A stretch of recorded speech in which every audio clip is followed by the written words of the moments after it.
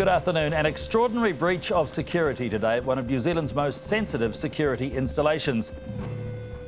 3 men have been arrested after breaching security at the Waihopai spy base near Blenheim and cutting open one of the plastic domes protecting a satellite dish. I have spoken to the director of the GCSB this morning and been briefed on what happened. It's a senseless act of criminal vandalism and it will be dealt with through the justice system.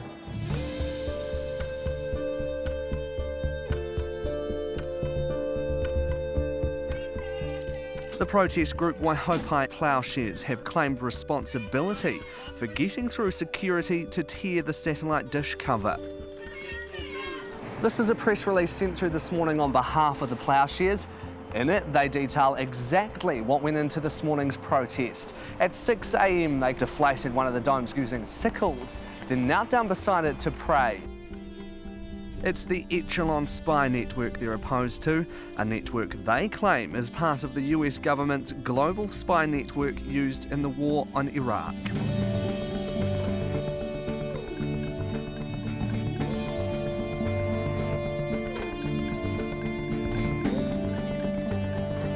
Yesterday's incident, what's your reaction to that?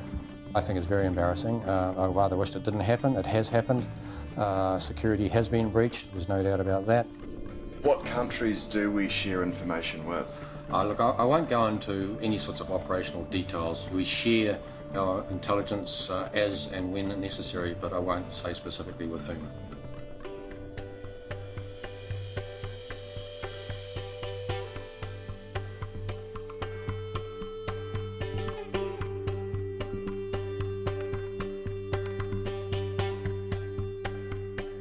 Waihopai was built in the late 80s, opened in 1989. The government announced that the reason why New Zealand needed Waihopai was that New Zealand had been cut off from the American Intelligence Alliance and we needed it as an independent source of intelligence collection for New Zealand. And possibly, I think David Lange, the Prime Minister, even believed that because he'd been told it, but it was a complete untruth. New Zealand tended, for its foreign policy at least, to look at the world through the lens of London for much of the 20th century. But there's no doubt about it. The United States replaced Britain as the guarantor of our security in the Second World War. Our two nations are separated by 6,000 miles of the blue Pacific Ocean, but we're united by historical interests and commitments that we think are far more important in the shaping of our national destinies than in the miles that divide us. New Zealand joined ANZUS in the 50s, the military alliance between New Zealand, the United States, and Australia. That arrangement seemed to work reasonably well until the mid-80s. 1, 2, 3, 4. We have one nuclear war. My party has declared itself to be for a nuclear-free New Zealand, and that means that we will not have nuclear weaponry in New Zealand, nor nuclear propulsion.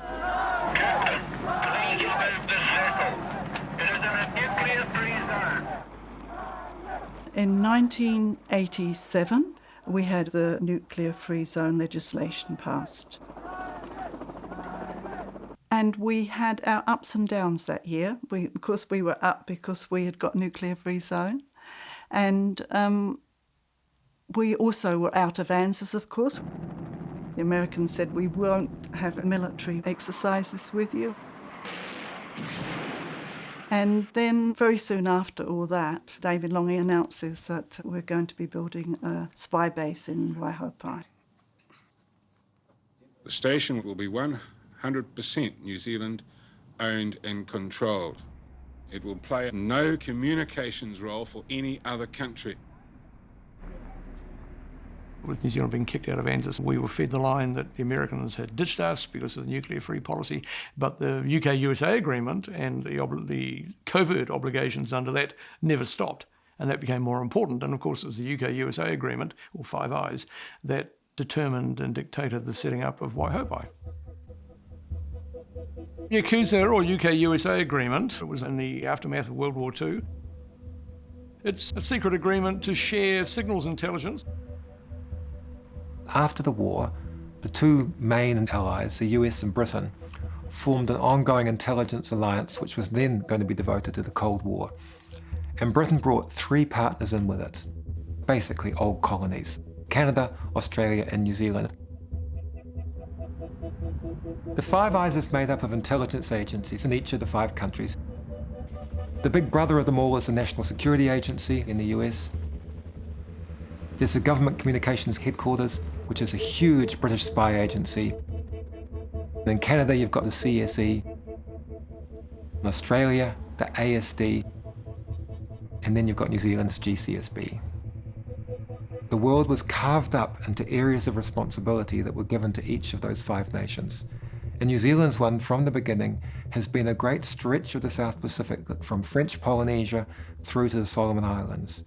And all the sea and the countries in that region have been intensively spied on by New Zealand ever since. The GCSB has also taken on jobs elsewhere in the world, where it was useful to the Allies to have New Zealand doing the spying, adding different parts of Asia and the rest of the world that we work on.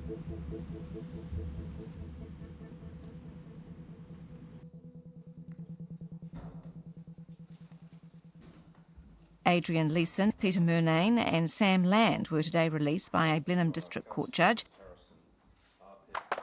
A priest, a teacher and a farmer. The 3 men today out on bail. The base is controlled by the USA's National Security Agency. By invading and destroying Iraq and other countries, by torturing, the USA is promoting terrorism and is a primary terrorist. Waihopai is a small but necessary part in the worldwide network called Echelon. We had about 30 minutes to disable the base and to uncover the secret that base is, the secret that New Zealanders don't know about. Few people know that there's a US base on our soil, and now they do. What proof do you have that this base is linked to US intelligence bases? Those who tell us in detail about it as experts, particularly Nicky Hager in his book. My book on the GCSB, that was called Secret Power, was my first big investigative project. In the 1990s, the GCSB was virtually unknown to the New Zealand public. So how can you research that?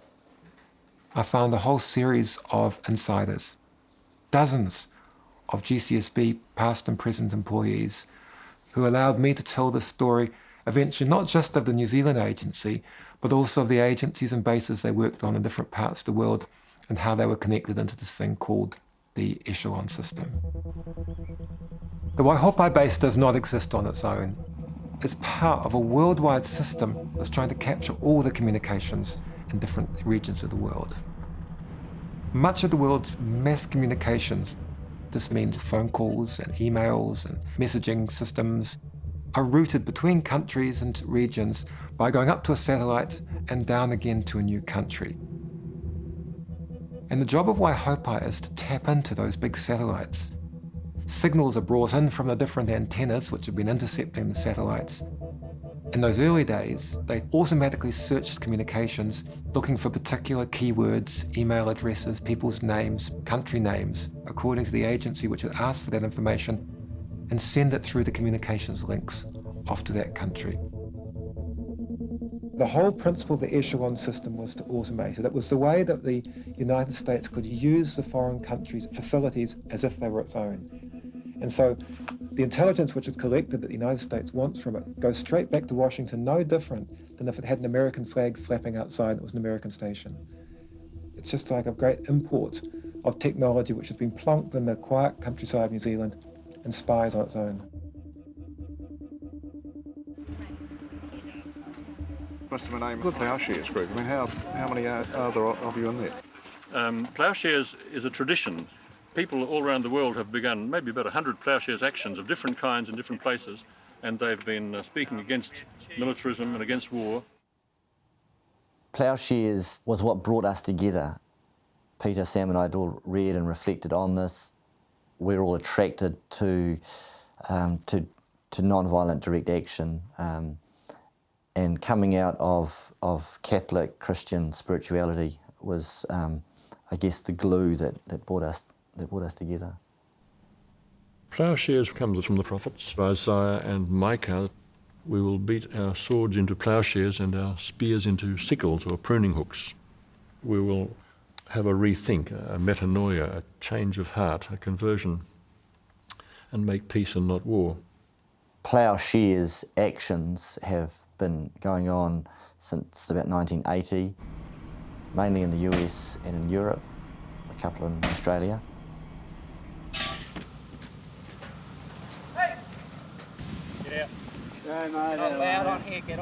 Ploughshares actions were a significant development in the pacifist movement. It's a non-violent response to war making in that it's very proactive, that you go and begin the process of disarming the weapons of war, so it's direct action. They're very open actions. There's no hit and run, you take responsibility. Once you do one, you have to be prepared to go to prison for a significant period. Well done, We're here in solidarity with Phil Berrigan, who's serving 2 years. We're here in solidarity with Bruce Friedrich, who's serving 15 months. We're here in solidarity with Lynn Fredrickson, who's serving 14 months. We're here in solidarity with all prisoners of peace and justice.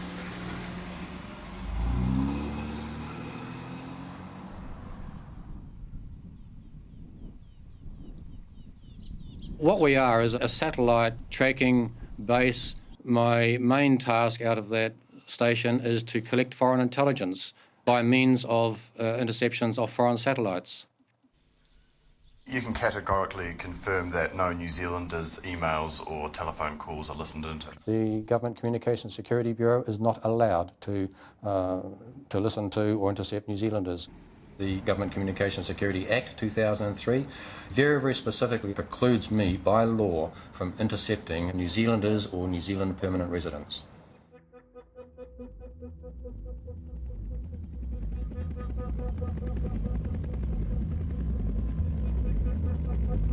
Ground units, gates are open. Confirm located target, safe room, 3rd level. Roger. The New Zealand Police have executed a number of search warrants in Auckland this morning. The arrests follow a long investigation by the FBI and the US Department of Justice into the activities of a group known as Megaupload.com, and it is alleged that those involved in that company have been committing large-scale breach of copyright offences. Those arrested are of either German, Dutch or Finnish citizenship. 2 of them currently have residency here in New Zealand. A company that was worth probably $1 billion plus has been given a death sentence. And I'm sitting in jail, my house is being raided, all my assets are frozen without a trial, without a hearing. I will fight this all the way. Was there any other surveillance being undertaken here in New Zealand, to your knowledge? No, there wasn't. Was there a further meeting that you attended, and was there another group of people represented as well at that meeting? Yes, there was. What activity were they involved with? They worked for the government. Right. So were they the SIS representatives? No. Are you not able to tell us who they were? I'd rather not. Reason? Just because of the nature of the organisation. The Government Communications Security Bureau is being investigated for illegally spying on internet tycoon DOTCOM and one of his co-accused. The government spy agency unlawfully intercepted communications to help the police make arrests. The High Court today released this ministerial certificate signed by Deputy Leader Bill English authorising suppression of the GCSB's involvement. The certificate details the Bureau's concerns that public knowledge of its role in the case could harm its intelligence relationship with other countries. Can you give an assurance to the public there's been no abuse of power here? Well, what I can confirm is that I now understand that unlawful activity took place in relation to activities or surveillance work that was undertaken against Mr. DOTCOM and one other person. That wasn't done deliberately. My question is to the Minister responsible for the Government Communications Security Bureau. Is he seriously trying to tell New Zealand that the GCSB, the organisation whose job it is to acquire information, could not find out that Mr. Kim.com is a New Zealand resident, given that it was in every newspaper in the country? For them to say that they didn't know that I'm a New Zealand resident is bizarre. In celebration of getting residency in New Zealand, I have hosted a large firework for Auckland, and it was all over the press.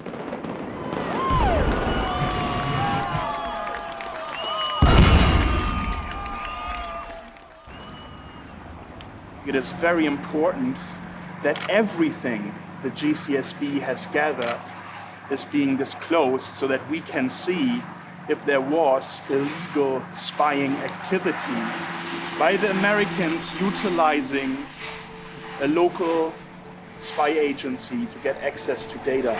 The Americans spying in real time on New Zealand citizens and residents.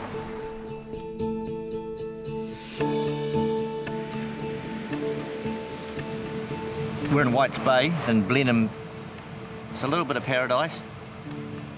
I was here with my family in 08 as part of a conspiracy that was being hatched out.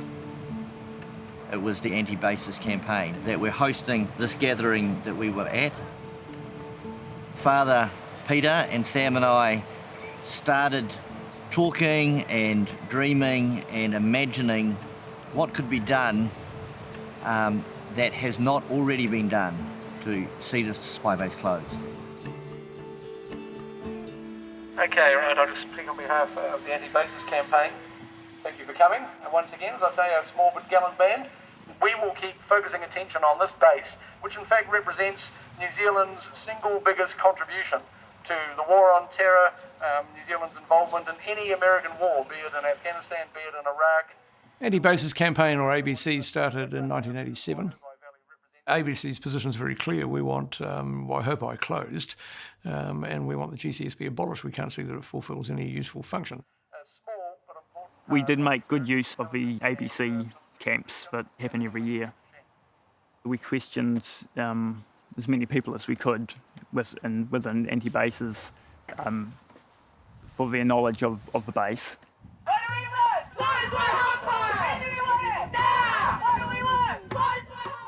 G'day everyone, we're the Catholic workers that have come down to see this unusual sort of thing on our landscape. When we went in on the protest day, we put Sam up against the fence in his hat and took a photograph, and we knew how high Sam was, so we then measured the fence proportionally. And I filmed every bit of security equipment I could see, police watching, and we knew a bit about the place then. There is terrorism in the world, but the majority of it is government terrorism. We have to learn and know and pass on the information and be aware of what our country's doing. So let's tell them. It came down to a choice, speed or stealth, to get to the domes. All the whole area is surrounded by vineyards, and then the location of the facilities in a big paddock with all these levels of security installation that needed breaching. You can't go through that stuff, it's too dense, and there's double fences, electric current, infrared beams and video cameras and lights and God knows what. So we said we've got to go over, you know, and that was my brainwave. I thought it was brilliant, you know. And so we bought a truck with a generous loan from the Dominicans.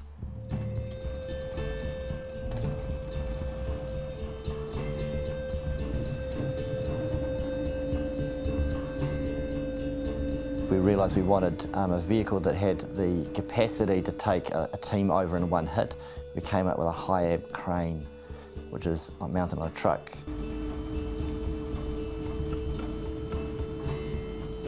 We had practice in Adie's backyard with the high-ab crane, and how do you lift two men on a high-ab crane at once, you know? We came up with a T-bar.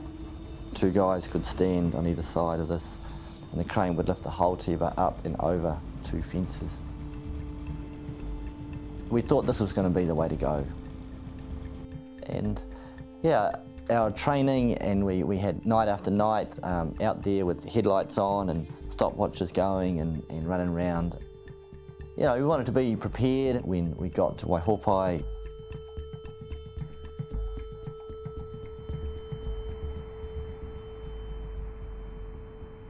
A report has revealed the Government Communications Security Bureau could have illegally spied on 88 New Zealanders. The damning review's been released early after it was leaked and outlines failures within the spy agency. Fairfax newspapers are reporting that cases of potentially illegal spying date back nearly a decade, that the agency has failed to comply with several laws, including the Privacy Act, and that there are serious culture problems within the organisation. I acknowledge this review will knock public confidence in GCSB. That is why the government has a comprehensive response underway to address the organisational problems at the GCSB. The country's top spy is really breaking with tradition by speaking publicly tonight. For some months now, quite a few months, we've been asking for an interview. 88 individuals who may have been illegally spied on, is that right? Well, what we've got is 88 individuals where there's been questions of legal interpretation have come up. 85 of them relate to issues where NZSIS was the agency that GCSB was helping, and 3 individuals relate to a case where the New Zealand Police was the agency that GCSB was helping. GCSB Director Ian Fletcher says all of the cases were based on matters of national importance, such as the development of potential weapons of mass destruction, even though there were no arrests or prosecutions as a result. Question to the Prime Minister. Given that the SIS has already admitted to spying on people like union members, Greenpeace members, Amnesty International members, New Zealand residents of German extraction, and myself, will he give us the names of the 88 New Zealanders that the GCSB reportedly spied on illegally? If not, why not?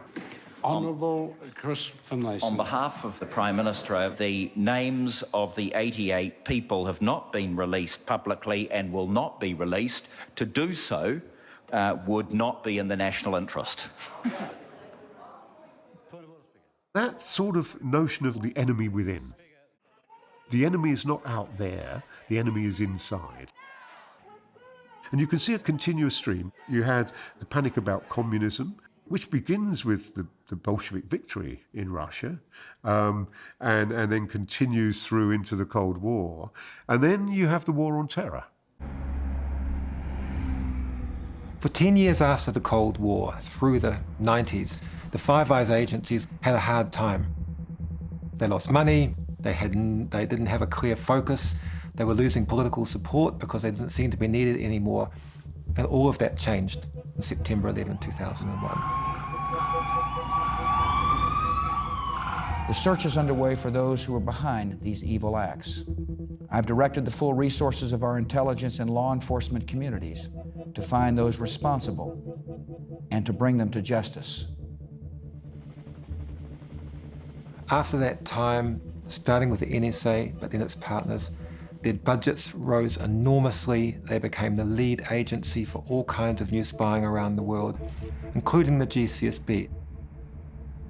In response to the American war on terror, the intelligence apparatus in New Zealand has expanded dramatically, both the Security Intelligence Service, the GCSB, and the Police Intelligence Service. The cooperation between the GCSB and the internal spy agency, the SIS and the police, got closer and closer, and more operations began where the GCSB was being asked to target New Zealanders. These agencies, given the fact there aren't any terrorists around and they have all these people and machines at their disposal, They have to chase somebody to justify continuing on in employment. And so they spy on domestic activists as well as on migrant communities and start to identify them as terrorists. The so-called war on terror has had a catastrophic effect on our civil liberties in terms of freedom of expression, freedom of assembly, freedom of association. Get back, you're obstructing. The agencies saw this as the best opportunity in decades to get all the technology they needed and to get the powers with the most limited possible parliamentary scrutiny in the future.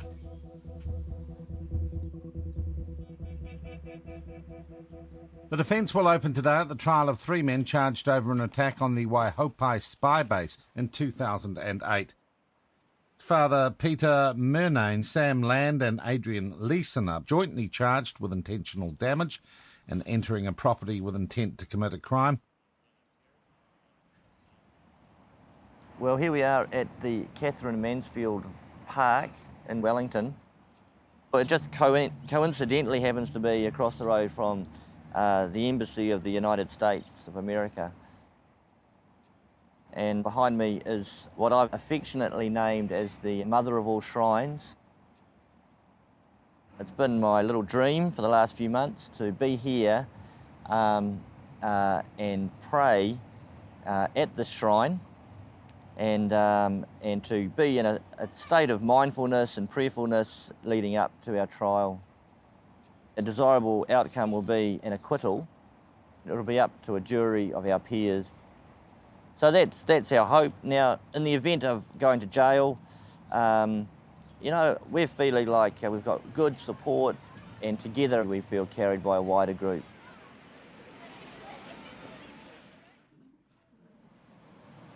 Mr. Foreman, members of the jury, when I tell you that these 3 accused intentionally damaged a dome over a satellite dish, you're going to be saying to yourselves, well, what have you got us here for? Every once in a while, along comes a case where law, morality, and indeed humanity come together to make something lawful which would otherwise be unlawful. At the criminal trial, first and foremost was the issue that the GCSB had participated in what international law opinion has clearly held to be a war of aggression. The build-up to the Iraq war felt like there's this huge train coming and it's hurtling down the track and everybody is standing on the side of the track saying, stop the train, there's a school bus. There's a school bus on the track. You're going to cut it in half. And in Rome, there were 3 million people screaming, stop the train, you're going to cut the school bus in half. And in London, there was 1 million, and in New York, and you go around the world, and the whole world was screaming. And then, of course, the train sped up and went straight through the school bus.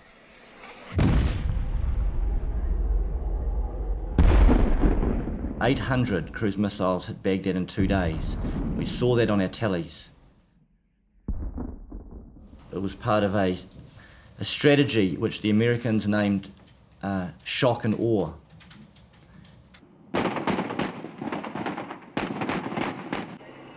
What happened was total destruction. They put Iraq under medieval siege under pretext that Iraq had weapon in mass destruction. And we know it not only now, we knew it before they invaded, that Iraq had no weapons of mass destruction.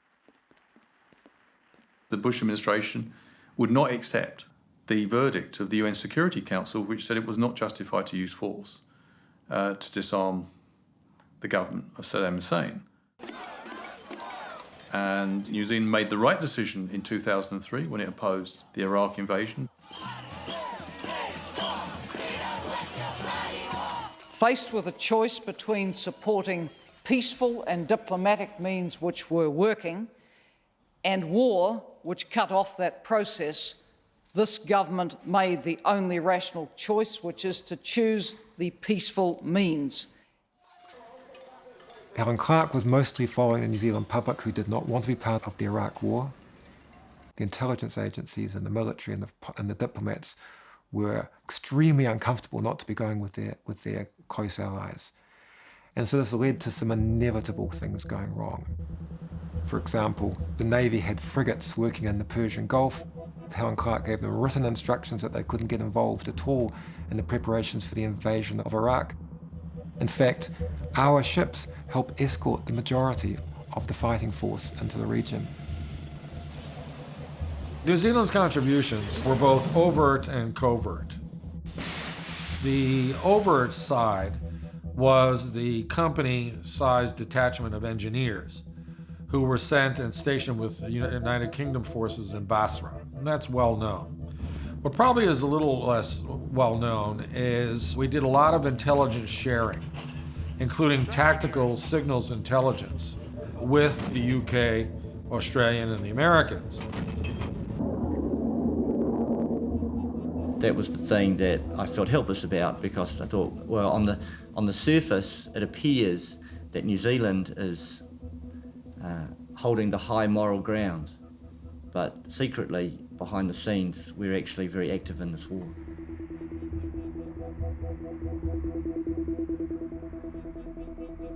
The government wants to change the law to allow the GCSB to work with other agencies, the SIS and police, to legally spy on New Zealanders. The government would need to still get a majority in the House to pass through any legislative changes. There have been covert attempts to acquire New Zealand science and technology for programs relating to weapons of mass destruction. There are people within our country who have links to offshore terrorist groups. There is evidence of cyber espionage in New Zealand. New Zealand's national security... I'm absolutely confident that there are threats and that New Zealand has to protect itself against those. This is the weapons of mass destruction by Mr. Key. Key is trying to sex up his policy to push through legislation. It's extraordinary that John Key wants to reward the GCSB for their illegal activities by giving them more power. When you look at the discovery that we have already received and the emails that we have seen, the data was released to all members of the Five Eyes. My life, which was completely captured, all emails, all phone calls, all text messages, all Skype chats, everything. Would you really want to legalize such conduct?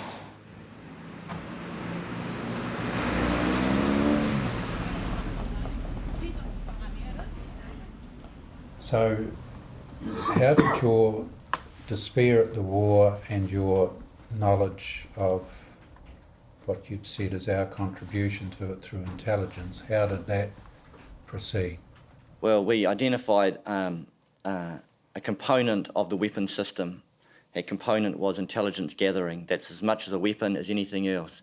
George Bush made it clear that intelligence gathering was the competitive edge that they had in their war.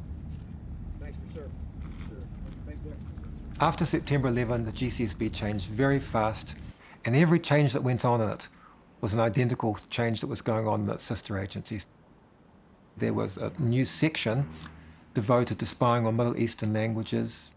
There was a greatly expanded section which was support to the military, which in all the agencies became their new rallying cry to justify their new spending and their role in the world, which was that they were using signals intelligence, they were using their electronic spying to help fight the new wars of the War on Terror years. We were trying to prevent the base from playing its part in causing many unknown persons the great harm of being kidnapped, imprisoned and tortured. Many were imprisoned for years without due process or trial, and some were under the age of 16. Agents have tortured many of these prisoners in Bagram, Abu Ghraib and Guantanamo Bay and elsewhere. A number were tortured to death. During those years, Waihopai was being used to track down people who were regarded as terrorists and threats through the Asia-Pacific region which Waihopai looks at. That seems pretty certain that we were part of the targeting and capturing and probably helping to have tortured people who they saw as threats at that time. The GCSB was also involved directly in the war in Afghanistan and across the border into Pakistan. There was GCSB and GCSB trained military people who were being posted in the US and a big NSA base there, and then into 2 different bases inside Afghanistan. One was a secret eavesdropping base located inside the New Zealand Provincial Reconstruction Team in Bamiyan. The other one was a big American base in Bagram. And in both of them, their job was to look for targets. There were New Zealanders there who were sitting at their electronic maps and putting on the positions of the radio telephones or walkie-talkies or mobile phones which had been found overnight, talking to each other, putting the little greens and reds on them depending on whether they were enemies or our side or that side, and then sending the information through the wall into the room which was directing the bombers and the special forces. So we were right at the middle of the most violent part of the fighting in Afghanistan.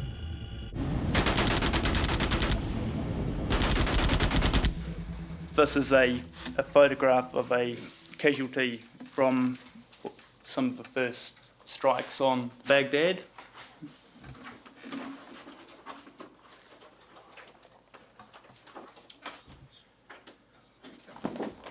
This is a picture of a father or grandfather holding his child, and this is what I believe has happened countless times in Iraq. It got to the point where I could no longer go about my daily life without the knowledge that I had to do something. I couldn't continue to live as I'd always lived and do nothing. I was thinking about my little girl. Would I do this for my girl? Yes, I would. I was thinking about, in my own preparation, I was thinking every single day in Iraq, 214 people die. Every day of the war. And maybe only some of those people die because of intelligence gathered here. There's lots of other bases. But maybe a little piece of intelligence today is going to come from this base that's going to cause someone to die. And that's why I was thinking about my girl, and I'm crawling through the mud, and we don't know what's going to happen to us. We don't know what's going to happen when we get there. But I'm saying to myself, I would do this for Ari. So I'm going to do it for a little girl called Ari who I've never met, I've never seen. So the plan was to get the truck to the outer perimeter fence and get over it. You and the other 2 accused travelled to Blenheim, and you prepared to put your plan into action. Tell us what happened. Sam and Peter were in the area. I came down to Picton where we met in the evening and just went through our plans. By about 8 o'clock, we left Picton. We had a rental car and we had the truck. So we were driving along this road in the truck, and in the following hours, we were about to do something that was going to change the course of our lives. The weight of that was starting to really bear down on us. This is crazy. This is silly. This is madness. Why am I doing this? I've got a lovely little farm. I've got a lovely family and a lovely job, and my life is great. What on earth am I thinking? And it was good to go into, the badlands of doubt to say, yep, all the secrecy and all the politics and all the games the big boys are playing, I don't understand any of that. All I know is cruise missiles, should not be fired at a metropolitan city and should not be hitting the apartment blocks where little girls live.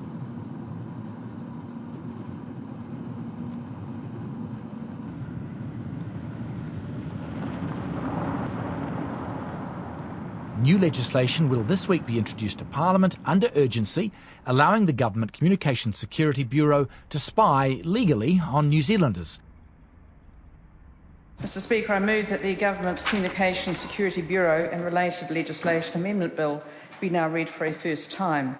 The legislation must be clear, it must be fit for purpose and allow the GCSB to get on with the job of protecting the interests of New Zealand and of New Zealanders.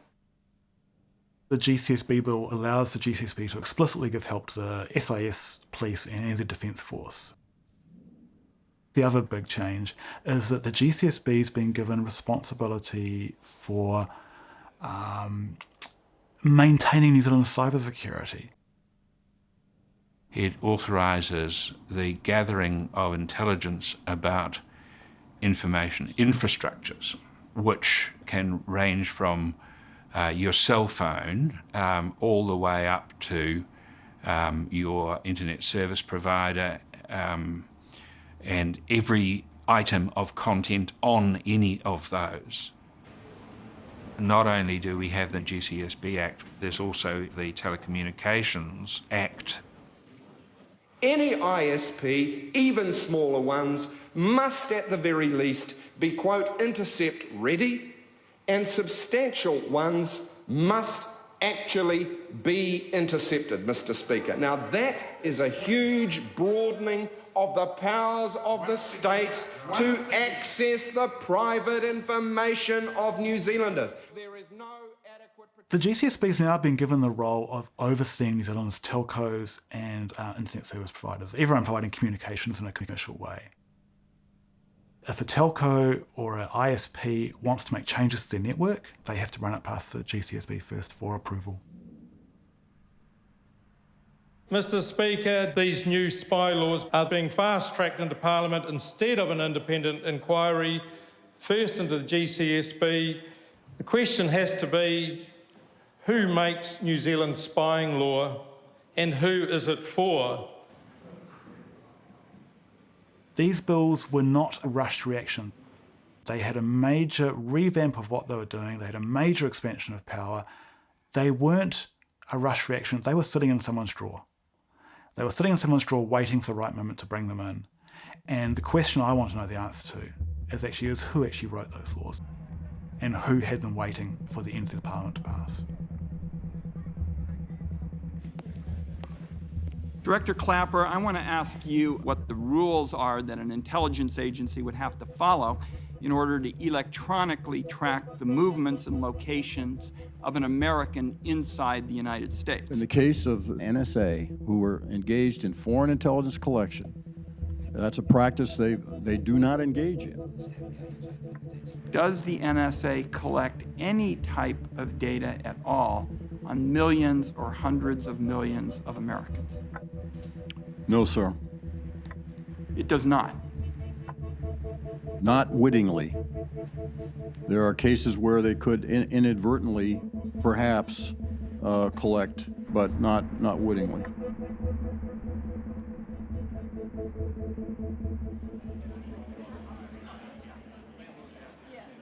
The running joke in the courts by the judiciary and other lawyers was, how's the no Hopai case going? Because it was seen as such a sure loser that they could not win it. The judge keeps advising us that we're building towards a showdown. We're feeling hedged in, we're feeling like he's completely funneling us into the mincer that's waiting. Basically, his point is, did you pop the domes? Yes. Were you allowed to? No. So really, good try, but it's not going to fly. So I think either way, well, there's no either way. I think once we get sentenced and imprisoned, then we'll, I think we would have achieved something really, really significant. It's my pleasure, Honour, Mr. Foreman, members of the jury. It's now my opportunity to close the Crown case to you. It's a school of hard knocks, isn't it? Social justice issues.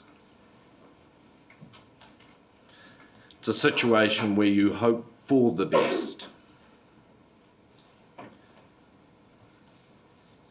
But these are men who are realistic enough to know that things don't always turn out as you want them to, as you believe they should do. The dome was intentionally damaged, causing it to deflate. There can be no other verdict in respect of these three charges, but convictions. My pleasure, Honour. Thank you, Mr. Marshall. The last thing that the prosecution wanted was to call any witness from the GCSB. They expected, quite understandably, that we would want to cross-examine any witness from the GCSB as to what was going on at that Waihopai base. Members of the jury, have you noticed an absence in this case? I have, and I'm sure you have now when you think of it. It's the GCSB. If you're the GCSB, it seems, you can sit, slide, watch it all unfold. It's beneath us. We're not going to get involved. We work for the Americans. We're too important for this. And that's the way it's gone. A verdict of not guilty will sound that this is still a sovereign nation. We're not part of the US. We don't run their foreign policy for them. But most of all, that verdict will sound as an answer to the call that these three accused made. Come help us, stop war, stop more killing. Thank you, Mr. Members of the jury, I'll now ask you to retire and consider your verdicts. Will the foreperson please stand? Members of the jury, have you reached unanimous verdicts?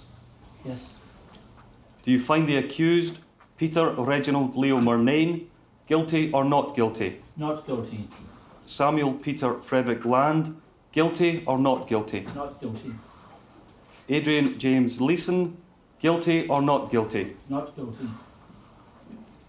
The accused may leave the dock, having been found not guilty and ruling the trial.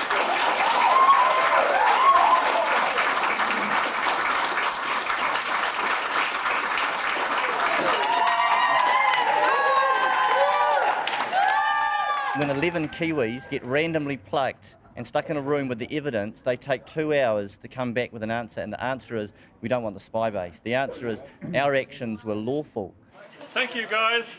Thanks for staying with us for 2 years and all these last 2 weeks.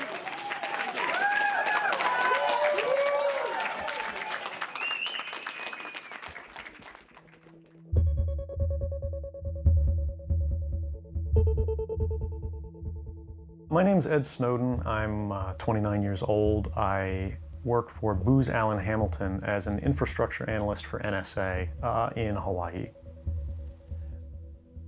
American intelligence agencies have been outed as running 2 surveillance programs, one that collects phone records, the second an interception program called PRISM.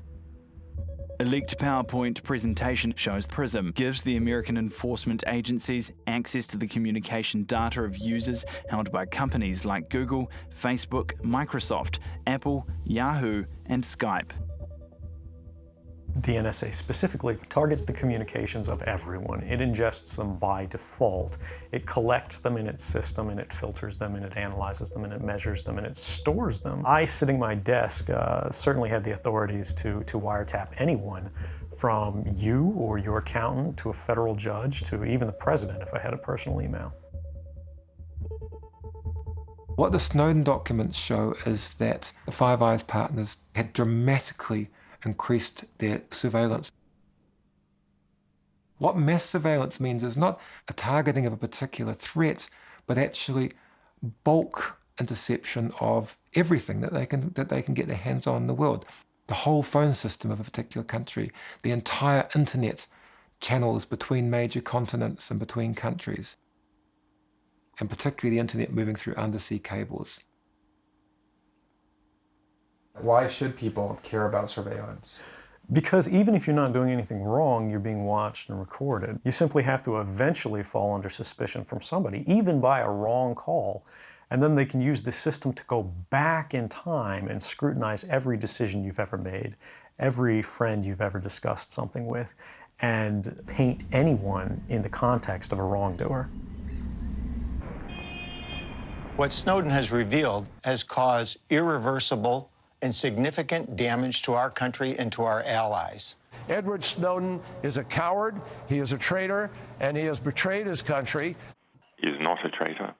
He is a whistleblower who has told the public an important truth. Stop spying on me! Shame on U.S. government! I blow the whistle!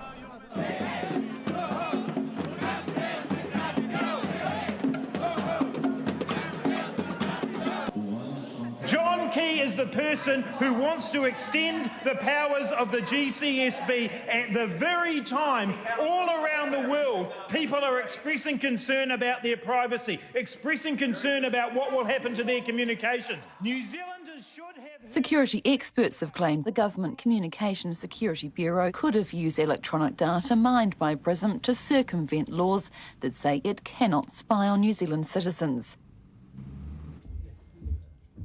There can and will have been isolated examples where it's been in New Zealand's interest to work with other intelligence agencies to gather data, but there's no wholesale reciprocal work going on. I'm not going to go into all the details of what information we receive, how and what techniques are used for that. Documents released by Snowden today show that the NSA is using the Waihopai base as part of its international surveillance program. It goes by the name of X-Keyscore. It goes alongside PRISM. What this means is that we in New Zealand and the GCSB are part of this international surveillance program, which is gathering all of the electronic data of all New Zealanders. X-Keyscore is targeted on internet communications. For every message that comes through, it's saying, what was the IP address? What was the email address? Who was it being sent to? Who was it being copied to? What was the subject line? And saving up all that metadata and build it into great big databases where the connections between people could be seen without even having to read or listen to the content of them. Metadata is very, very regular, and it's the sort of information that computers are very, very good at analysing. And if you collect enough metadata about everyone, you can work out a lot of things about them. I was lucky enough to work with the Intercept in the US and look at the Snowden documents about the GCSB in New Zealand. One of the really surprising discoveries was how much Waihopai had changed. In 2009, they put a whole lot of new storage capacity in. Overseas trainers came from the US, from the National Security Agency, to prepare them for it. And suddenly they weren't just doing the selected spying, but when they targeted the South Pacific, they were taking everything. It's what they called full take collection. They download the whole bulk communications. They process them and put them into National Security Agency databases, which are connected in a computer network with all the other NSA and allied bases around the world. So that when the analysts want to use it, it's sitting there, not just on that day, but into the months and years afterwards.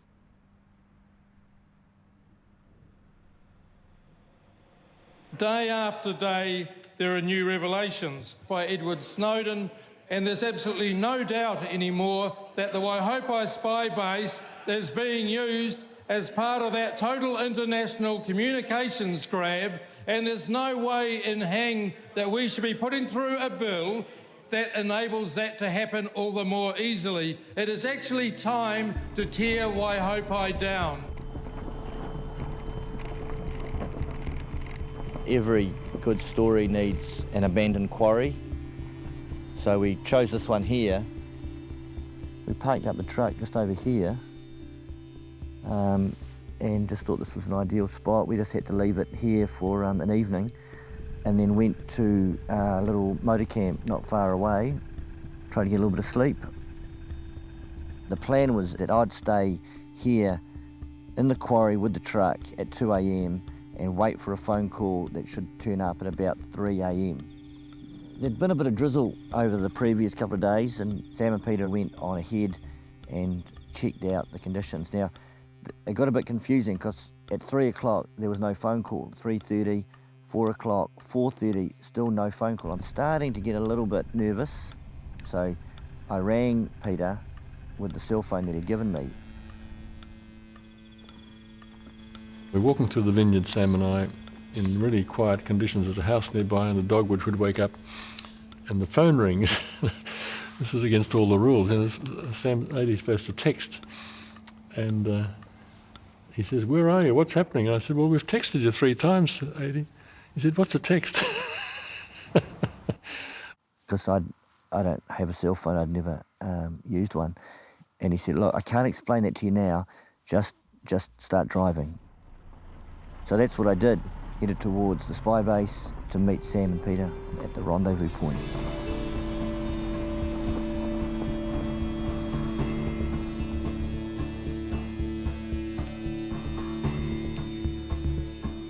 The Intelligence and Security Committee, which is chaired by John Key, begins hearing submissions today on legislation making it legal for the government's electronic spy agency to monitor New Zealanders. Internet NZ maintains that as a matter of principle, human rights should apply online. To this extent, the bill is missing adequate legal safeguards for the protection of individuals' privacy. In the world, do you think there are websites that promote the making of bombs and undertaking terrorist activities? I'm sure there must be websites like that. What do you think it says about a person in New Zealand that accesses those sites?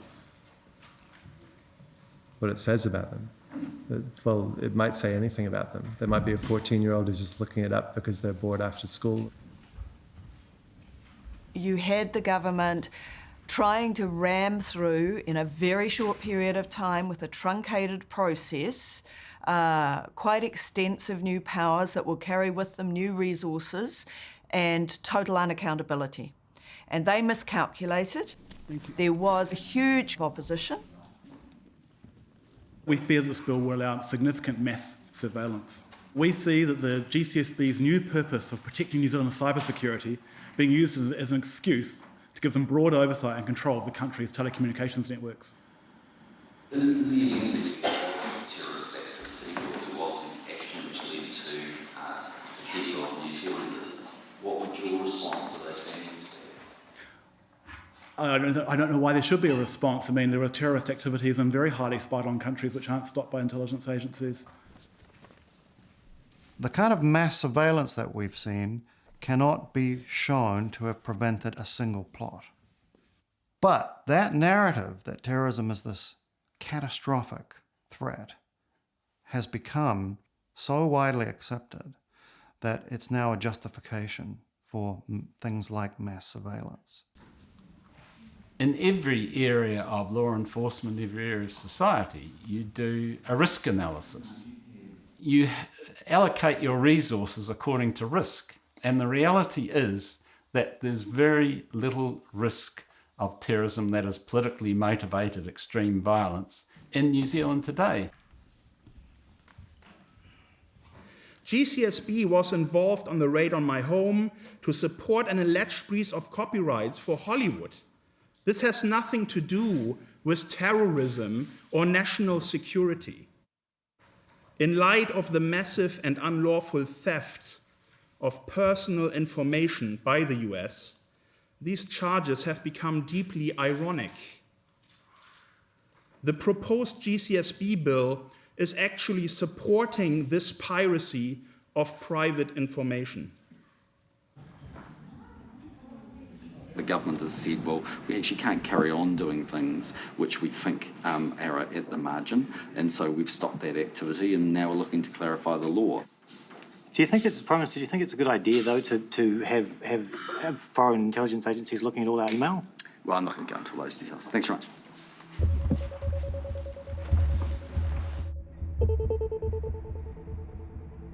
The government is suing the three men who attacked the Waihopai spy base for $1 million. Papers were filed in the High Court at Wellington this week on behalf of the Government Communications Security Bureau, which runs the base. We were acquitted, not guilty, but for some reason, best known to them, they have pursuing us and suing us for $1.2 million. They want to come and have another go at us for money. And unfortunately, it's money that we don't have, so it's kind of an exercise in public relations. Yeah, trying to convince the public that if you get acquitted, we'll find another way of getting even.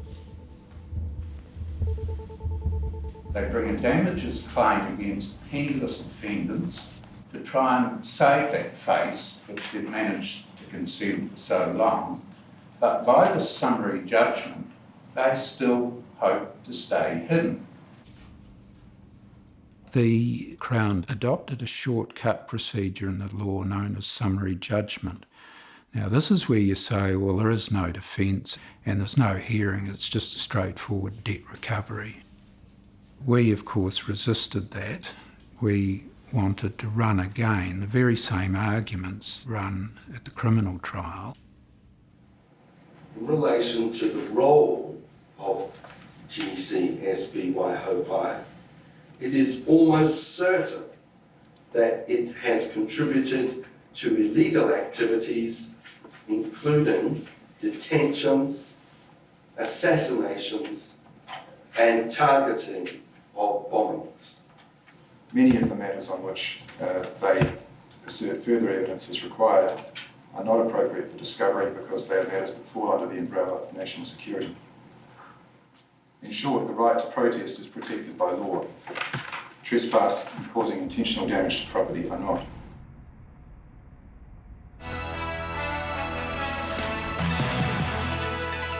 Are Al-Qaeda terrorists training in our own backyard? A new claim from the Prime Minister. Well, there are warrants on people that I've signed who are currently in Yemen. There are small numbers of radicalised New Zealanders who have either gone over into those environments or returned. Some extraordinary security details released by the Prime Minister today. Risky not just because of national security reasons, but because also, frankly, it's hard not to see it as a sort of cynical political ploy. He is under pressure on this bill. Prime Minister, we are doing a State of the Nation this week with regards to the GCSB bill. How do you think... My advice is switch to Snapper and more people will watch Campbell Light, but it's up to you. Well, how do you think that Kiwis feel about the bill? I think they're much more interested in Snapper quota. But I'm not talking about the Snapper quota, I'm talking about the GCSB bill. How do you think that they feel about the GCSB bill? Yeah, I think they're much more interested in Snapper quota. Why? Because they like catching fish. Can I ask you about the GCSB bill? I think it sucks. I don't like it. I don't want them to do it. I want them to not be able to spy on us. That's what I think. Have you heard of the GCSB bill? Yes. You have? Do you have an opinion about it? It's the end of freedom. You oppose it? Absolutely, yes. And I think people are getting fooled by it. You know, all this terrorism and all of that, they're trying to frighten people. Rubbish. Can you think, Mum, GCSB bill? I personally, I'm not against it. I know it sounds ridiculous, but if you've got nothing to hide... Time for our results. We asked a simple question: do you support or oppose the GCSB bill? 11% of you supported the GCSB bill. That was 5,800 votes. 89% of you opposed it. That was 46,700 votes. We don't want your spy state! We don't want your spy state! Kill the bill! Kill the bill! Kill the bill! Fight back! Fight back! We've got the power! People power!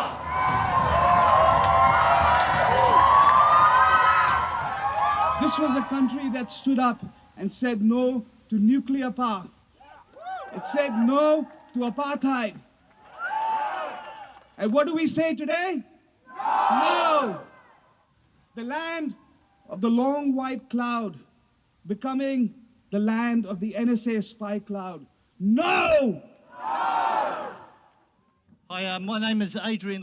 I'm one of the Waihopai 3 who broke into the spy base 5 years ago.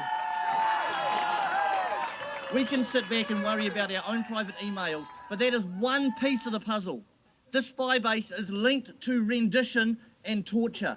It is linked to some of the most hideous crimes and the war-making in Iraq.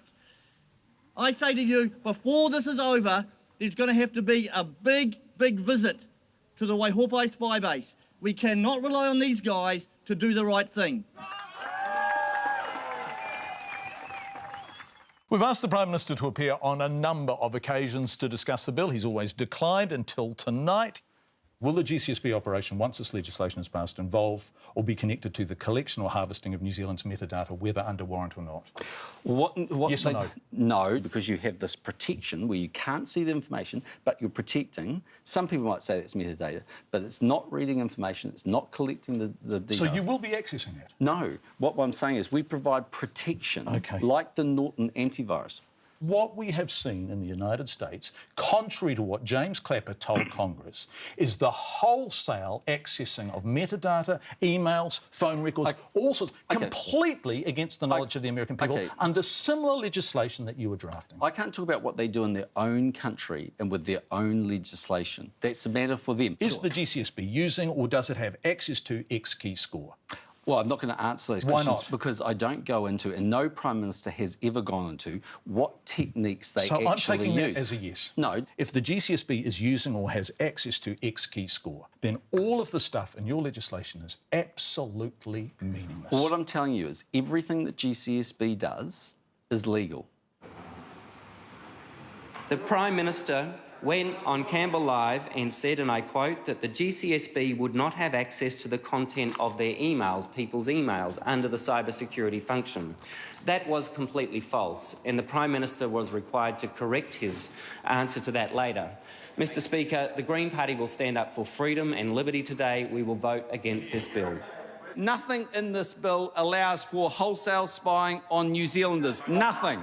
Others may play politics with this security and lives of New Zealanders, but I cannot and will not do so. That, Mr Speaker, is why I commend this very good piece of legislation and this bill to the House. The question is that the motion be agreed to. Those of that opinion will say aye. Aye. To the contrary, no. No. The ayes have it. A party vote has been called for. Members, the ayes are 61, the noes are 59. The motion is agreed to. The GCSB bill has passed into law, with support from United Future and ACT. The country's foreign intelligence agency can now legally carry out surveillance on New Zealand citizens.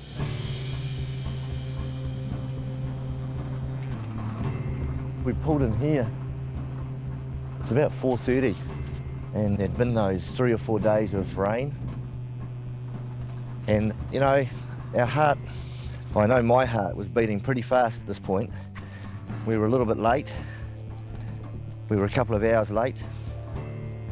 We decided before that just to gain us a bit of time, we'd padlock the front gates to the base. And so we had a bike, and I took that and pedalled off to padlock the gates. Meanwhile, Adi and Peter took the truck through the vineyard. We were rushing along here, come around the corner, and it was just a little bit too slippery. At this point, I think we must have started sliding. The truck began to slip on a right-angled bend, and Adi said, I'm losing it. And I said, you can't lose it, Adi.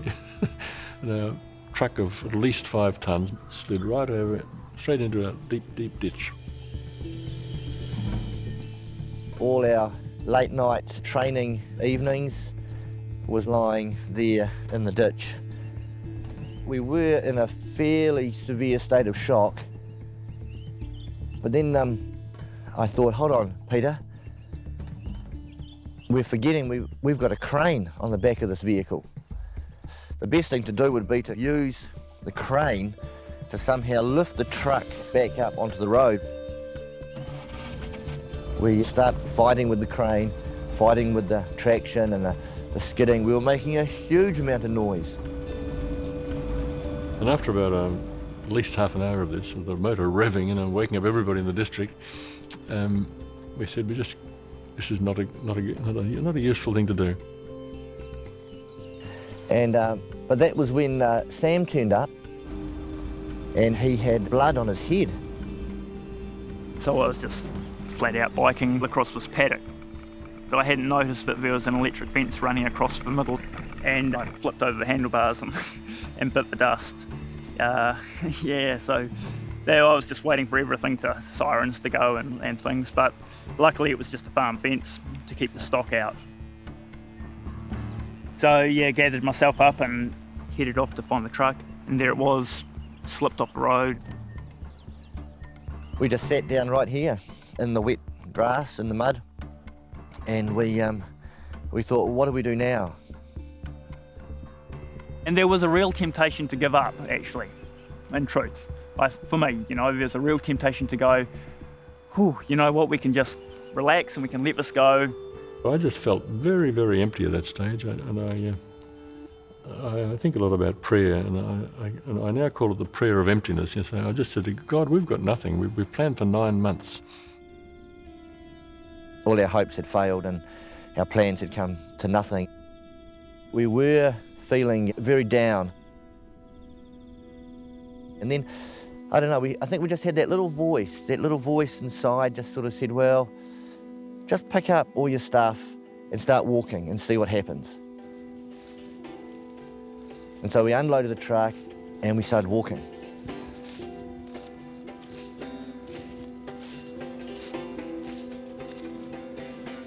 The Russian Federal Migration Service has confirmed publicly that they have issued Mr. Snowden temporary asylum.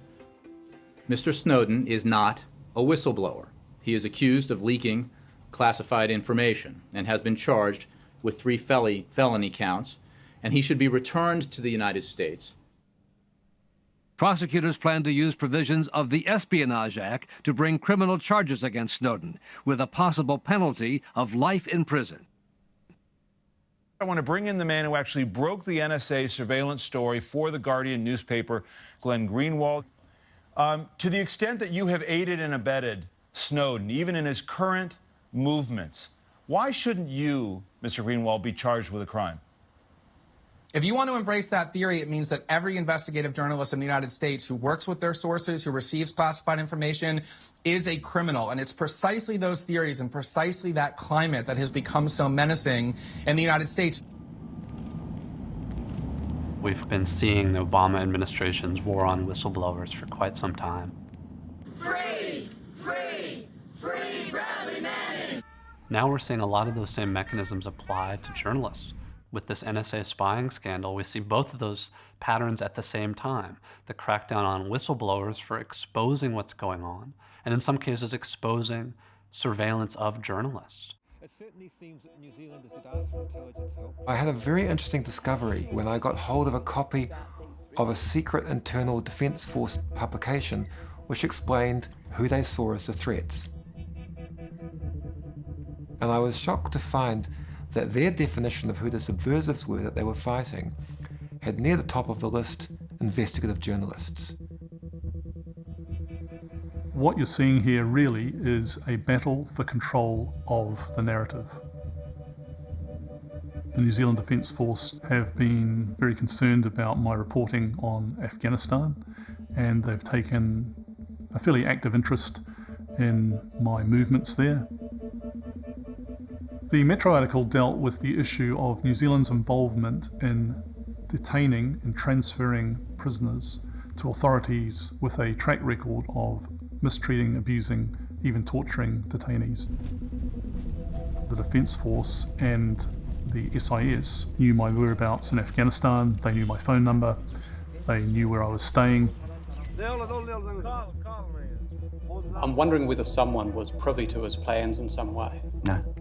You know that for sure? Well, I certainly wasn't. I knew he Someone was else travelling. might, but you don't know of any surveillance of Mr. Stevenson? Oh, no, no. Okay. A direction had gone out to keep a lookout for John Stevenson. That's right, isn't it? Yes. How did you know he was travelling? I don't think I can say so. I had been told that he was travelling to overseas. I presumed it was Afghanistan. I presumed, and he would want to have a look at us. Do you keep being informed of the travel plans of a lot of people, or was it just luck? How did you know? Yeah, more luck than anything, I think. The hits to the NSA just keep coming. The New Zealand Sunday Star Times reported that New Zealand's military, with the assistance of U.S. intelligence agencies, intercepted the phone metadata from John Stevenson, who reports from Afghanistan. I got a very good source who told me about spying which had been going on inside Afghanistan. My source had been shown a tree, as they called it. That's where it showed the target person's cell phone, that's John Stevenson, and who he had called and who those people had called. And what that meant was that they were trying to find out who his sources were. It's a recognised principle of free speech that journalists have a duty to protect their sources. The way in which state surveillance operates, the availability of that information to the state, makes it very difficult for journalists to assure their sources when they get in touch that they can actually protect them. The reason that we have that protection is because if they are subject to prosecution, the information flow to journalists will stop, and that is not in the public interest. If the public doesn't know the full extent or even a fraction of what is going on in a conflict, how can they possibly bring pressure to bear on their politicians for those troops not to be part of that conflict or not to take part in a similar conflict in the future? We've seen in the last decade Iraq and Afghanistan. In the future we'll see other countries targeted by the US empire. And this base will be used to provide intelligence for those wars. And that's why it has to be closed. In terms of you appearing in court, where are we with that? We're in a process of filing an appeal. We appeared at a summary judgment and the judge ruled that we're liable for all the damages. We're hoping that an appeal court panel will be able to consider our legal arguments and say these fellas at least can have a fair trial. Having fought together in every major conflict of the last century, including Afghanistan, our bonds are rooted not only in our common interests as Pacific nations, but also in the history and the values we share. Thank you very much, Mr. Secretary. A big theme of our talk today was actually we are looking forward to future cooperation with the US. We're looking for common ground where we can extend cooperation. News today that a New Zealand warship will be able to visit Pearl Harbor for the first time in 30 years since that fallout over the nuclear-free row. Also, that New Zealand is going to run what's called its biggest multi-agency, multi-country exercise involving the United States.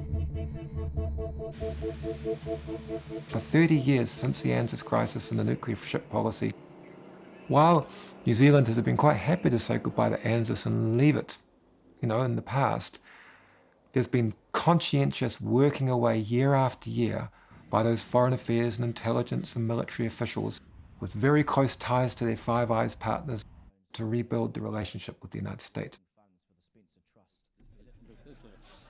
Once the change of government came to national in 2008, everything accelerated. We had a very instinctively pro-American Prime Minister. Guess I should chip it after him. Sorry, you don't get that one. Doing it in front of the camera. I want to welcome Prime Minister Keith to the Oval Office. We are very pleased that the relationship between New Zealand and the United States is growing stronger by the day. You know, I've got to be the luckiest Prime Minister of New Zealand in the last 25 years. I've come to Washington and every single person who we've met with from the administration has wanted to see us. Thank you for being here. Appreciate it. Taking note of China's rise in the Pacific region, the Obama administration saw New Zealand as a potentially important partner in a part of the world that they had identified where they wanted to develop US foreign policy. Pacific Islands countries could well become a site of a proxy Cold War between the declining Western powers and the ascendant Eastern powers, in particular China. There have been a greater exchange at high levels between the military officials of New Zealand and the United States, and they've been participating in joint military exercises in the Asia-Pacific region. We've really put the issue of the nuclear-free zone here in New Zealand as a kind of the rock on the road to one side, and we're working on things we can do together. Okay, Barbara. Mr. Minister, we'd like to ask about what's been going on with the National Security Agency. How worried is your government that the United States is intercepting your communications? New Zealand's not worried at all about this. We don't believe it would be occurring. And look, quite frankly, there'd be nothing that anyone could hear in our private conversations that we wouldn't be prepared to share publicly. So thank you very much, Mr. Secretary. I'd just like to give you this as a personal gift. Thank you. And, of course, appropriately emblazoned on the back. So there you go. Thank you, Mr. Secretary. Well, a high honor indeed. Yeah, so we're coming down here. Just as we came around this fence here, we saw a caravan in the dark. We had stumbled right into a little encampment. This was where the vineyard workers were camping. And if we had gone another 50 metres, our truck with all its noise and lights would have woken up the sleeping vineyard workers. Sam and Peter and I kind of realised that, well, maybe it might have even been a blessing in disguise to have slipped off the road 50 metres earlier. So we tiptoed into the vineyards here and weaved our way through carrying all our gear.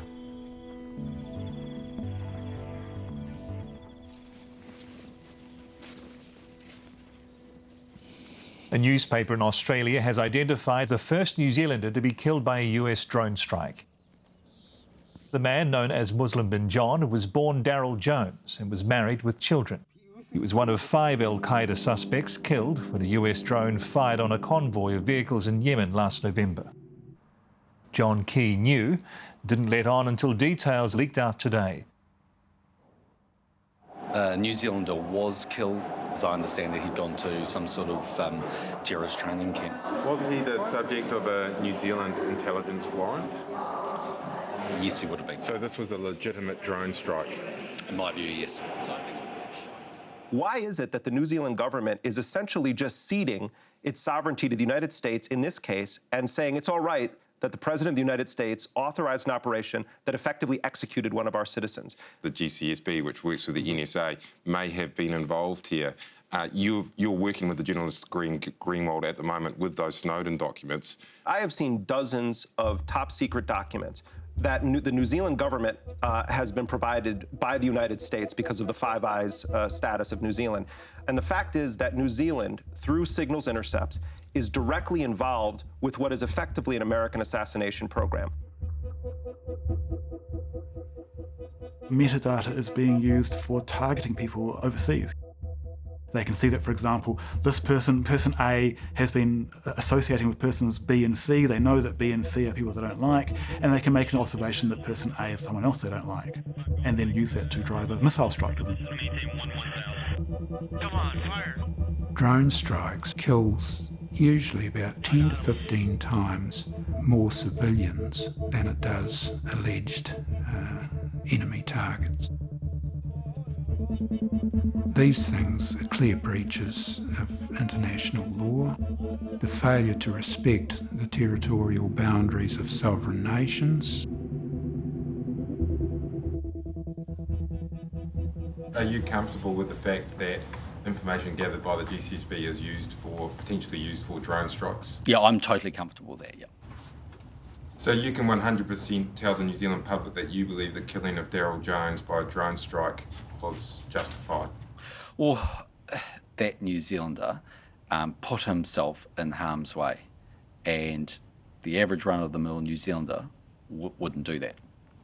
Has another New Zealander other than Daryl Jones been killed by a drone? Well, I'm not going to go into all of those details. I don't think that's in the national interest for me to do that. But why would it not be in the national interest to confirm or rule out that another New Zealand citizen had died? I don't understand why that would be a threat. Because I deem it to be that. Who have got the right to be accuser, a judge, an executioner at the same time? Okay? You have this evidence. Bring it in front of the court and let's see if it stands. It is an intolerable abuse of the rule of law. We would never tolerate it within our domestic jurisdiction, but we are prepared in the name of terrorism to do it in other countries.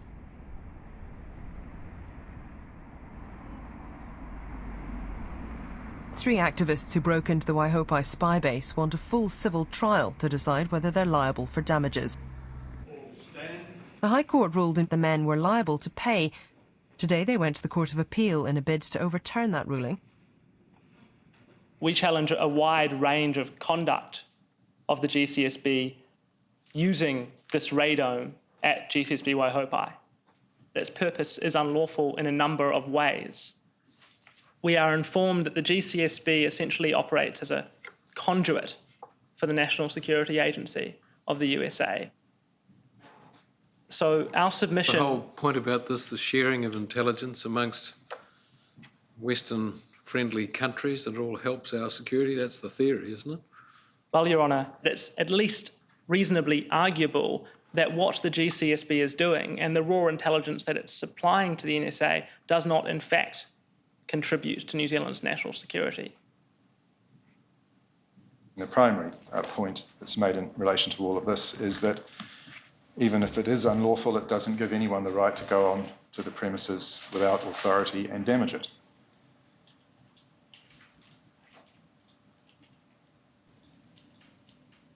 Ultimately, the Court of Appeal upheld the decision of the High Court, saying that if everyone acted like the Waihopai 3 did, anarchy would break out and alleged moral causes couldn't be used as what they said was a mask for anarchy.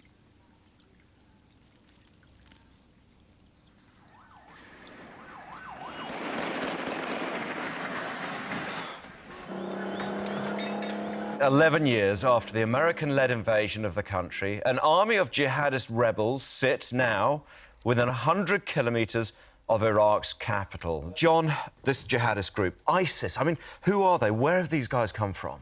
Well, this is a group that had its origins right in the aftermath of the US occupation of Iraq in 2003.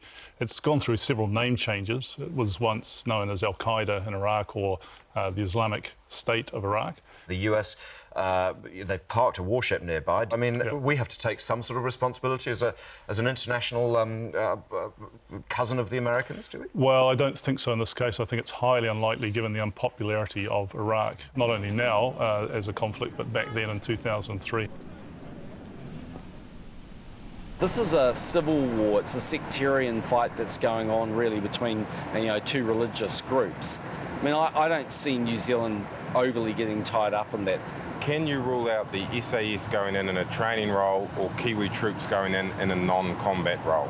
I would say yes. We're not a country out there looking for a fight. I don't rule out anything because we do have a stake in making sure that these jihadists are not getting a permanent foothold in either Iraq or Syria.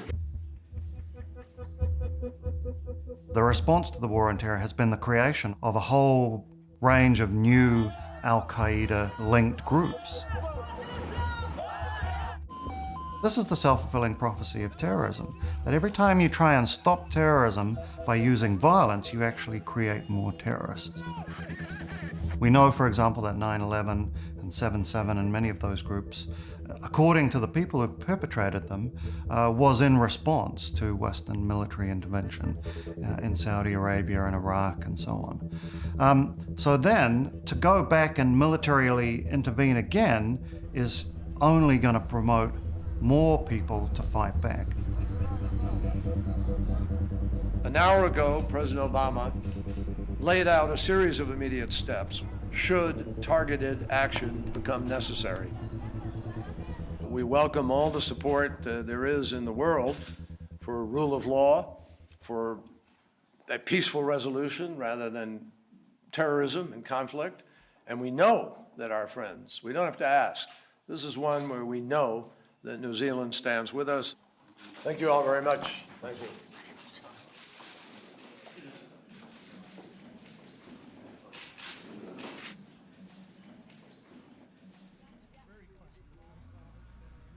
John Key might be tripped up over the next year by revelations from the Snowden papers about New Zealand. So far, he's got lucky because the people writing up the Snowden papers, Glenn, Greenwald and co, have started off with the NSA, and we're sort of the last and smallest in the line, but they will get to us. The Crown has dropped its $1 million civil lawsuit against 3 men who vandalised the Waihopai spy base after years of pursuing them through the courts. When we lost in the Court of Appeal, we intended to appeal to the Supreme Court. They withdrew their case. We had to pay the costs that had been incurred and already paid up to that point, but the case was simply dropped.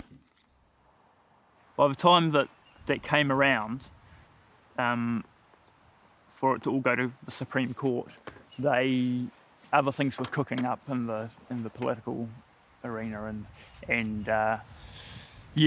they wanted it cleaned up as quick as possible, so it didn't add fuel to the fire that they thought might be coming.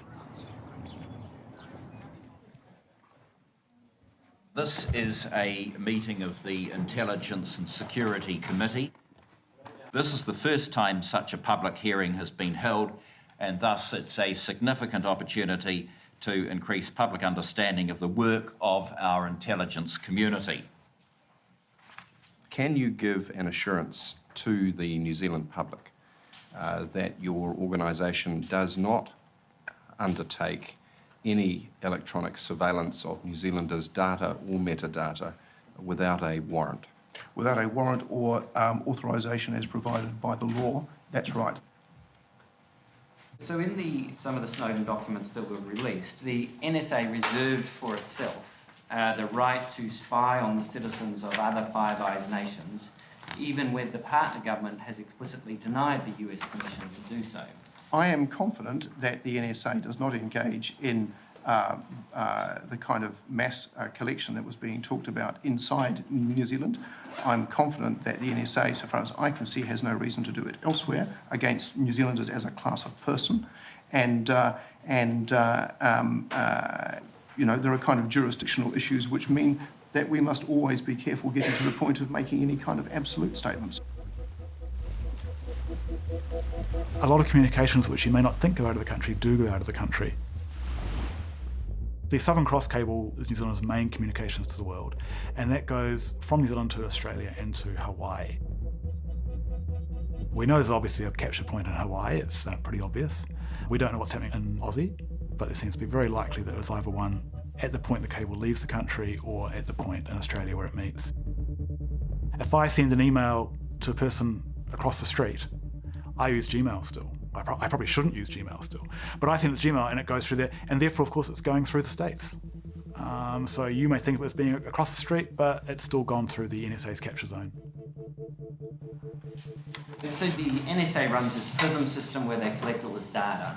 Do you have access to the PRISM data? It's not appropriate for me to comment on any particular method or tool or technique. Okay, do you have access to X-keyscore, which is the kind of Google for PRISM? Same answer, I'm afraid. Okay, so you don't want to answer about PRISM or X-keyscore? I can't. But just to be clear. Could reassure New Zealanders that you're not using PRISM or X-keyscore. You could reassure New Zealanders. But in doing that, Paddy, I would be providing a kind of insight into the range of tools and techniques. I'm doing a town hall event in Auckland, and I invite everyone to come there. I have some guest speakers flying in. For example, Glenn Greenwald, who is the journalist behind the Snowden leaks. So he's coming to the event. We are here live at the Auckland Town Hall for Kim.com's Moment of Truth event. The hall is absolutely packed with people. They have been queuing up for hours all the way down Queen Street. The battle to defend our internet, our rights and freedoms online, and our political and economic independence in the digital age is our battle. Please welcome Glenn Greenwald. Thank you very much. As this country was immersed in this very serious and sustained debate about surveillance, a debate in which the Prime Minister himself actively participated, he concealed from the citizenry all of that time the fact that his own government over many months was developing a program of mass surveillance aimed at the citizens of this country. The project that we're talking about was discussed and labeled as underway by the NSA. So if we could put the first slide up on the screen. Project Speargun underway, just as I said, which is an internal top secret document about the GCSB produced by the NSA. Now, if we can look at the next slide, under New Zealand it says, Partner Cable Access Program achieves Phase 1.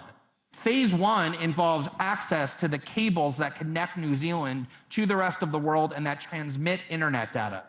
The next slide says, awaiting new GCSB Act, expected July 2013, first metadata probe mid-2013. What they were saying was, in order for us to do this program of tapping into the cables and doing mass metadata collection, we need one thing.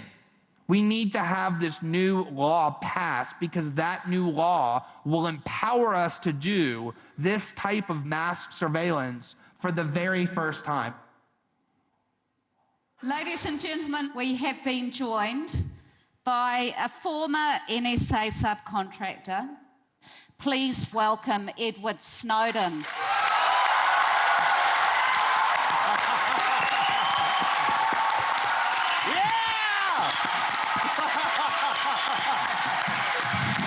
Hello, New Zealand.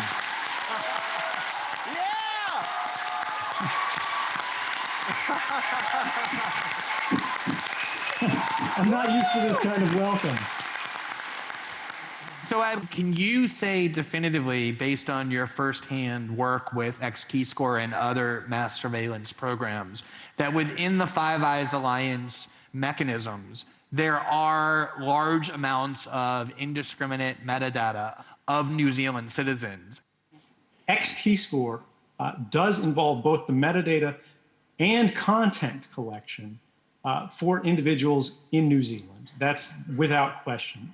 The key is you've got this network of sensors around the world, and then I, sitting at the NSA in Hawaii, come in the morning, I type in my search. I say where in the world, which of these sensors I want it to go to. And I know that there's mass surveillance happening in New Zealand because one of those checkboxes, one of those sensor networks, is in New Zealand. The GCSB not only uses X-keyscore, they have expanded it. They've contributed to its development. They've proposed algorithms and those sort of fingerprints that are used to track people and targets. And you know, maybe the people of New Zealand think that's appropriate. Maybe they think that they want to sacrifice a certain measure of their liberty and say, it's okay if the government watches me. I'm concerned about terrorism.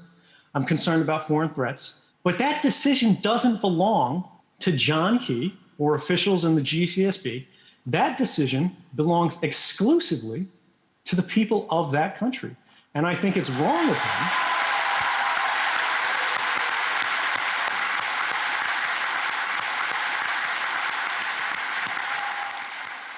when the bulk collection of private citizens' communications, emails, text messages, location data, metadata, calling records, what you order online, what you buy, who you talk to, who you love, what you do, when these things are collected by any arm of government without an individualized, particularized suspicion of wrongdoing on the individual level, that is a violation not just of rights on the national level, but of human rights that are not given to us by government, but are inherent to our nature.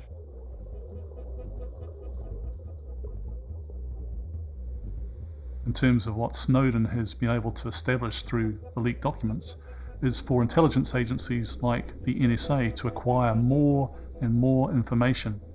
That information can be analysed, it can be broken down, our human patterns, the human terrain, I believe they call it, can be mapped so that they know what networks we're involved in, socially, politically. They can understand almost everything about our daily lives except for the thoughts immediately in our head. I see surveillance as a form of social control because if you look at what it's aiming to do, it's aiming to monitor people's behaviour. And it certainly seemed in terms of protecting the status quo.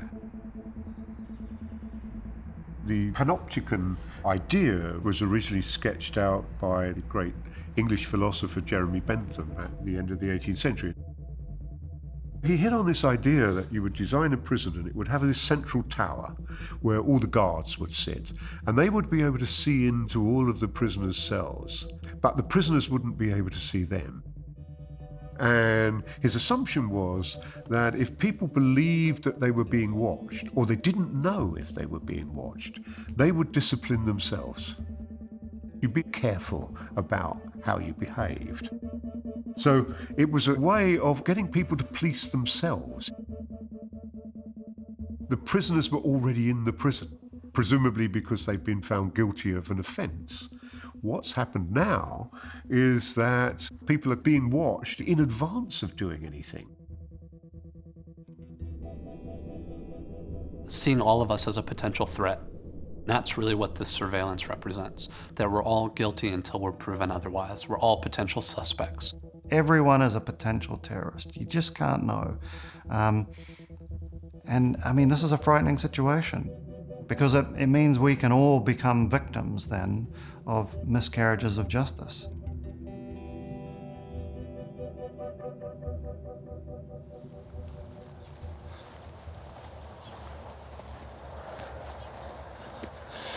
Yeah, so this is where the truck would have come. So we got there and we thought, well, you know, this place doesn't look quite so impregnable after all, and yeah, so we thought, no, let's go in. And from that moment on, it was barely a moment's hesitation, whatever we did. So we crawled on our bellies and carried our gear. It took quite a while just to wriggle across the field, and we finally got to the perimeter fence. We realised instead of using the crane to go over all the security, we were now going to have to use our bolt cutters and cut through it. We cut away the hurricane netting. It exposed a whole series of wires like this, and those were the wires that were carrying 40,000 volts of electricity. Me and Adi both almost simultaneously gave Peter the cutters and said, look, as the priest, it's your honour to cut through here. They looked at me and I looked at them and I said, I've got no kids. Sam, you're young and got a future in front of you, so I'll do the fence cutting bit. Very delicately, he opened the bolt cutters and then very quickly closed them and cut, and sparks came out as the wire broke, but he was not electrocuted. So we dragged all our gear through the hole and started working on the next set of fences, which was a steel bar fence.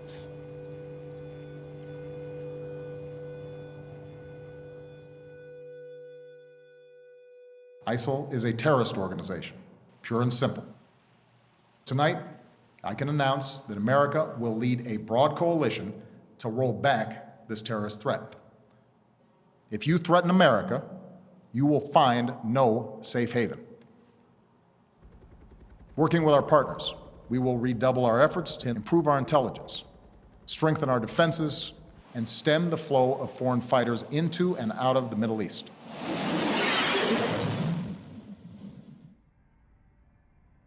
New Zealanders preparing to make a contribution to the coalition against ISIL.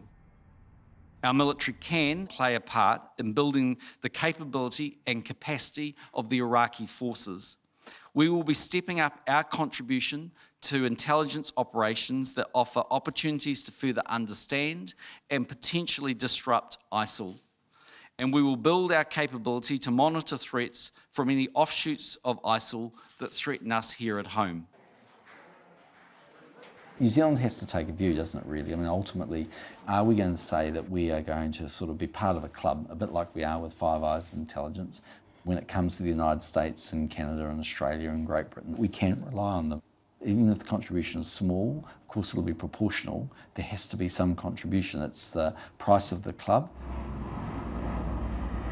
John Key's changing laws. Passports could be cancelled for up to 3 years and spies will be more powerful. The SIS allowed to trespass onto private property for video surveillance. The SIS get a new power, the right to spy on anyone for 48 hours without any warrant being issued. And there'll be more money to recruit more spies, some of whom will help decide targets for military strikes by other forces.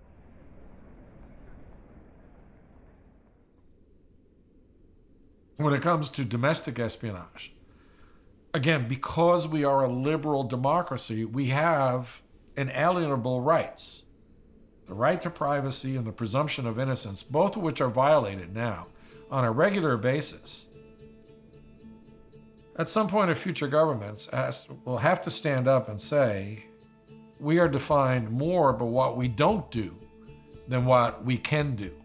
And it's that self-limiting nature that makes us special as a democracy. In the Western world, where these freedoms used to be taken as granted before, they are eroding everywhere. But the harm from these policies until now is mostly affecting non-Western countries. Okay? Who's mostly harmed? You have people in the Middle East, people in other countries being spied on and killed daily.